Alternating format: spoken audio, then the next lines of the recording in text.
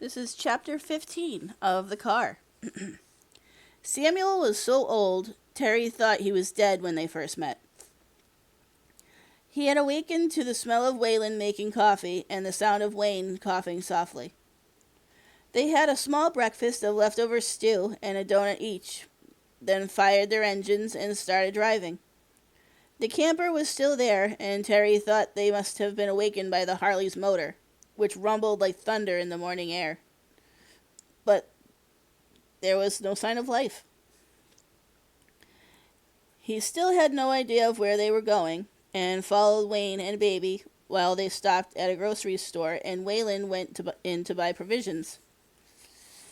Then they drove on, Terry expecting to drive all day, but at mid-morning, Wayne suddenly slowed and took a gravel side road. It was rough, and the cat bounced enough to cause the hood to make a rattling sound where it hit the body, and Terry slowed to a virtual crawl. Let Wayne get out ahead. Let Wayne get out well ahead, and just follow the dust plume from the back wheel of the Harley. The gravel went for nearly 7 miles, then turned into a two-rut road that kept Wayne active on the bike and twice snatched the wheel out from Terry's hand when the front tires caught the ruts.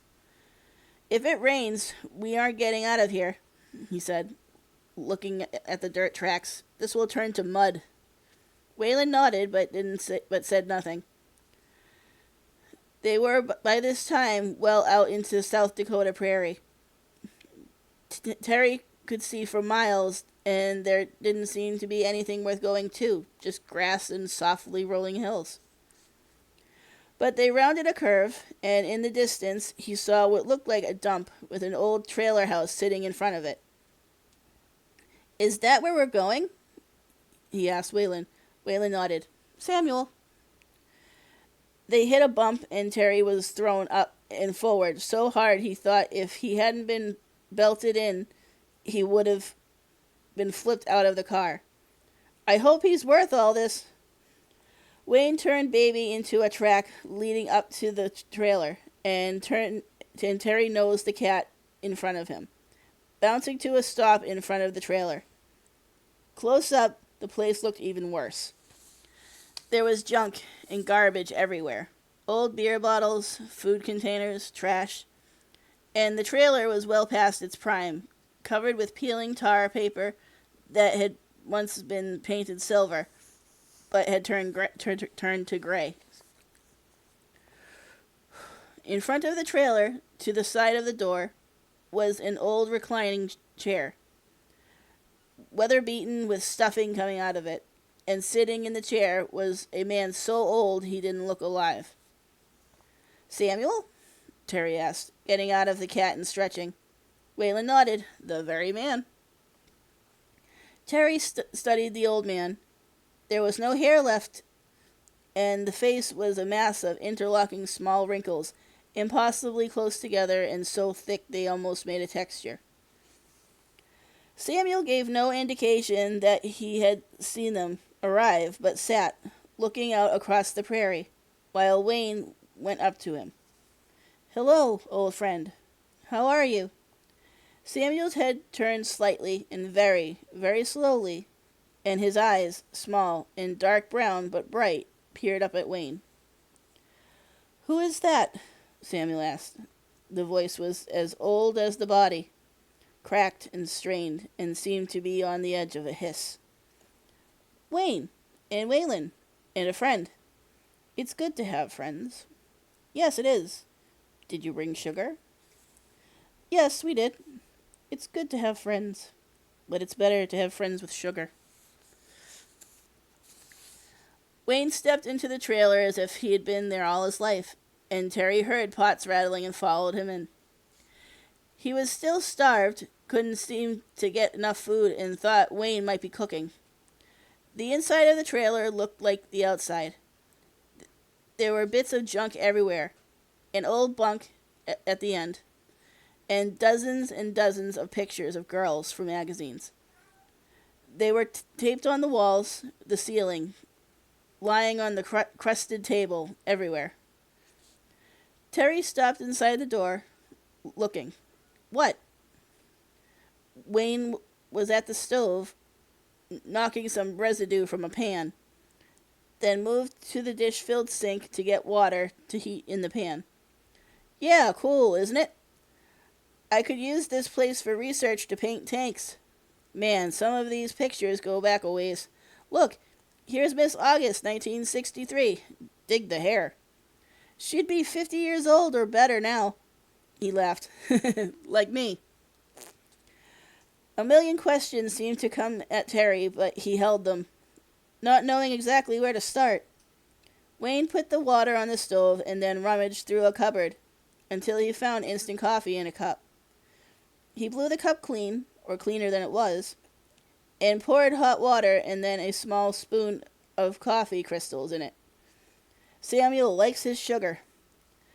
He turned to the screen door and yelled, Waylon, bring the sugar. Waylon brought a 5-pound pack of sugar in, and Wayne put 6 heaping spoonfuls in the coffee, stirred it once, and took it out to Samuel. Terry followed and watched the old man take the cup and drink the thick syrup down in one long draught. Terry almost threw up watching, but the old man smacked his lips and held the cup up to Wayne. More. Wayne disappeared back into the trailer. This time Terry stayed outside. Waylon kneeled on the ground in front of Samuel and waited, resting on his haunches, and Terry did the same. The sun baked the back of his neck, and he felt the heat go through his body. Samuel said nothing, but sat breathing loudly, eyes half closed, staring out at the prairie once more. Terry caught Waylon's eyes with his own and raised them in question, but Waylon gave an abrupt shake of his head and ended it. Wayne came back outside with another cup, and Samuel drained it as he had the first, in one long swallow, some of the fluid dribbling down his chin onto his flannel shirt. This time he did not hand the cup back, but set it on the ground next to the recliner and leaned back with his eyes closed. Terry thought he had gone to sleep, but in a moment he heard a kneeing sound. Almost a song, very soft, almost delicate, and realized it was coming from Samuel. Terry held his breath, listening. They were words, but so faint they were nearly not there. A tiny sound. A song. He saw that Waylon and Wayne were smiling. So this was what they wanted? The song sound? This was what the big mystery was all about? Came a row of pale riders. Terry caught some words, part of a phrase, almost music. Born in the light, a row of pale riders, passing through the night. It made no sense to Terry, and he wondered if it was supposed to. Was thinking he would try to get Waylon's attention again, and take him aside and ask him if he was missing everything, when Samuel's voice changed. Low, husky. It seemed to grow younger. Samuel was still old, still bent in the chair, his eyes still closed and his head thrown back. But the voice grew in strength, intensity, depth, volume. It startled Terry, and he nearly jumped back. They came right here, past here, all of them, one upon the other, through here, out there, where the sun goes, horses dead and dying. His voice trailed off, ended. Terry couldn't stand it. Who? Who came through here? Waylon snapped him a look. Terry couldn't tell if it was in anger or surprise, but it didn't matter. All the soup, Samuel said. The people. They came through here and passed on horses, dead and dying. One step ahead of the soldiers, running from the blue men on gray horses. Through here while the farmers shot at them. Again he trailed off, seemed to doze. When did this happen? Terry asked again. During the big war. He means the Civil War, Waylon said. The Sioux rose up in 1861 and the army went after them. Caught caught them and put them in chains and boxes, and took them back to hang. 300 of them to hang. Samuel took several breaths. 300 to jerk on ropes, swing in the Minnesota sun. This time he stopped, or seemed to, and Wayland finished it. They wanted to hang 300. Lincoln stepped in and commuted sentences to let them off, but they still hung 37, all at once. Here? Wayland shook his head. No, back in Minnesota. But they came through here. This is where the army came for them, caught them, took them back. And he saw them? 130 years ago? Wayland shook his head. No, but he remembers. Terry stared at Samuel, then back at Wayland. But that was before he was born. How could he remember? Wayne stood. He'd been squatting near the trailer listening. He just does. Things don't die, Samuel said. His voice soft again, sing-songy. They just change. The earth that was here is still here. The rocks are still here. The dirt, the sky, the sun. It is still here. All here. So then are they. The ones on dead and dying ponies. Their cries are still here. It is just a matter of listening for them, hearing them. And he grew silent. This time Terry did not question him, but sat, looking as Samuel had looked, out across the prairie, trying to see it, hear it, but he could not. Samuel's breathing grew even, and Wayland stood and whispered, "He's sleeping." He moved away from Samuel and up to the trailer, motioning for Terry and Wayne to follow him. "Let's clean the place up," Wayland said, "and cook some food for him. It doesn't look like he's eaten in a long time." So while Samuel slept, they cleaned the trailer. Terry thought it should have been hosed out, washed dishes, mopped the floors, and wiped everything down, working around the pictures. When they finished, Terry thought it still looked pretty rough, but was glad to stop. Wayland had found cans of spaghetti and was heating up a big pot of it, mixing in some stewed tomatoes he'd brought from the store, and he left it simmering while they went outside to take a break. Samuel was still sleeping soundly. The afternoon sun coming back over the trailer put him in the cool shade of the wall, and the three of them went out away from the trailer and sat in the grass, relaxing. Wayland had also made coffee. He seemed to live on coffee, and he and Wayne sipped it while they sat.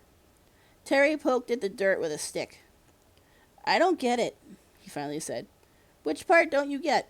Wayland asked. "Well, any of it. I don't know why we're here, why we're talking to this crazy old man." "He's not crazy," Wayland said, his voice sharpening. "Not even a bit." "But he talks about things like they just happened, and he couldn't know all that he talks about. How does he know? He does know it, though," Wayne shrugged. "I was like you when I came. Didn't believe. But he's right. He sees things, knows things, hears things. And if you listen to him, you can learn." Is that why we're here? To listen to him?" "Exactly," Wayland nodded. That's it exactly. He's like a living book. He'll tell you stuff that hasn't been written, will never be written, but you can learn from it. We came here back in 73, 20 years ago. Came from the Nam. Came from all that. Mean and hard and looking for something. Some way to live. They told us about him then, and we came." "Who told you?" Terry looked across to Samuel, who was not moving. Seemed impossibly small in the recliner. "People. People who trucked and came here and learned from him. That's why we brought ourselves back." How did you know he was still alive?" "We didn't. But if he died, we would have heard. Somebody would have said. Here we are, Terry sighed.